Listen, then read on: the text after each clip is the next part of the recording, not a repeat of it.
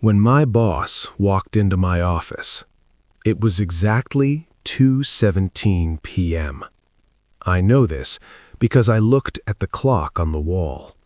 The same clock I had looked at every single day for years.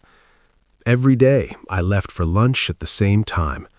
Every day I shut down my computer at the same time. Every day I drove home at the same time. 24 years. 24 years, my life ran like a clock, minute by minute, day by day, year by year. My boss dropped a folder on my desk. "Can you take care of this by Thursday?" he said, and walked out. I stared at that folder. Then I looked out the window. Then I looked back at the clock. And something inside me broke. That evening, driving home, I cried in my car. I didn't even fully understand why. I hadn't lost my job. Nothing bad had happened.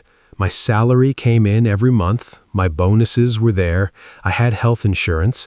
I had the kind of life people look at and say, "Good job." But I was 48 years old, and for the rest of my life, I was going to walk into that office every morning and walk out every evening until I retired. Then I'd try to survive on a pension. And after that, there was no after that.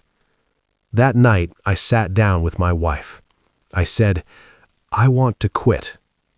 A long silence followed. She looked at me. "Okay," she said. "Just okay."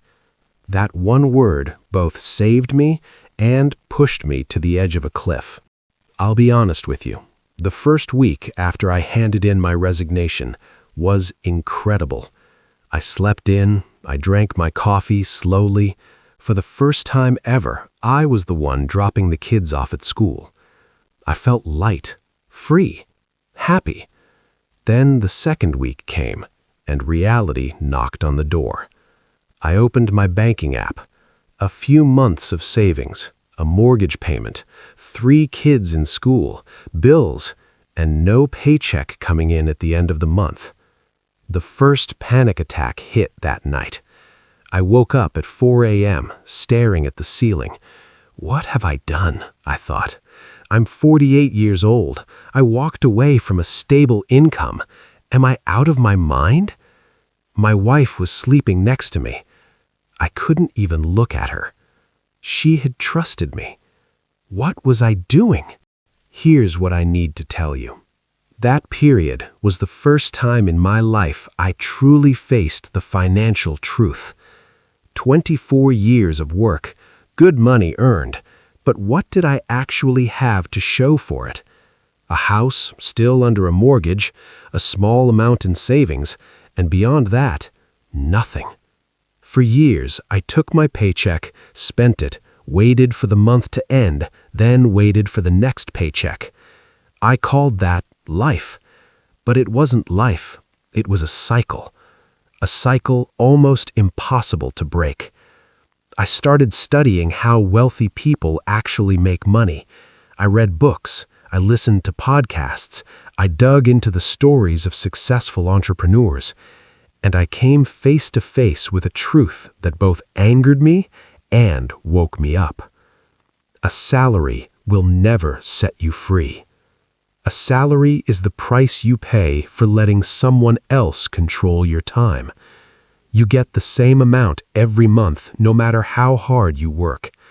The company grows, the boss gets rich, you stay exactly where you are. You sell your time. Your time runs out, and nothing is left behind. That realization made me furious, but it also made me move. I didn't know what I was going to do, but I knew what I was not going to do. Panic and jump into the first job I could find. I grabbed a small notebook. I wrote down everything I had ever been good at. 24 years of experience. I was a foreign trade specialist. I had worked with major companies. I knew the processes. I knew the people. I spoke 2 foreign languages. That knowledge was sitting inside me. No one could take it away. Why am I using this for someone else? I asked myself. Why can't I use it for myself? I built a website using AI. Simple, clean. I photographed affordable, locally made products, organized them by category, and uploaded everything to the site. I filmed a short video introducing myself and posted it on social media. But earning people's trust was not easy. The first month, not a single order, not one. Then, one day, an old friend living abroad reached out. His wife wanted to start selling children's socks, and he wanted me to handle the supply. I almost jumped out of my seat. The order was small. The amount was almost nothing.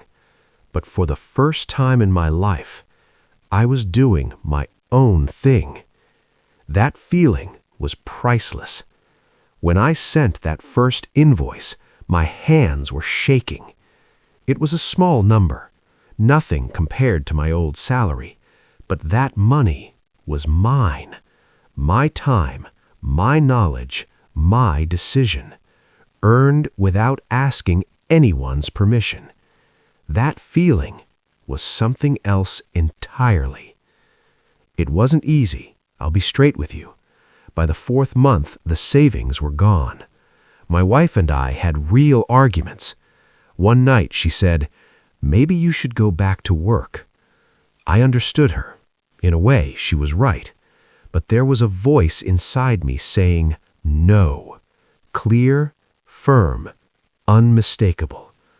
By the 5th month, a second client came. 6th month, a third. 7th month, I registered a company. Small, modest, but it was mine. And my wife, she didn't just sit back and wait either. A few days a week, she went to clean houses to help keep us afloat. We carried this together. By the end of that year, I had earned nearly twice my old salary. But more important than any number, I woke up every morning feeling excited. Something I hadn't felt in years. Excitement. Now, I need to tell you something important, because so many people make this mistake. When I quit, I had no plan. That was true, and it was dangerous. So here's what I'd tell you. Before you leave your job, save at least 6 to 7 months of living expenses. Start identifying potential clients while you're still employed. Know where your first income is going to come from. I survived by luck, but luck is not a strategy. Financial freedom doesn't come overnight, but it doesn't come from a salary. A salary gives you a feeling of security, not freedom. Those are 2 very different things. Real freedom is the life you build with your own decisions, your own risk, your own effort. Sometimes I still look at that clock. It's still there in a photo of my old office, but I no longer let that clock run my life. Starting at 48? Too late? No. The only moment that's truly too late is the moment you never begin. My dear friend, if this story touched something in you, if even one word felt familiar, please consider subscribing, leaving a like, and sharing this with someone who might need it. Your small gesture keeps these stories alive, and that means everything to me.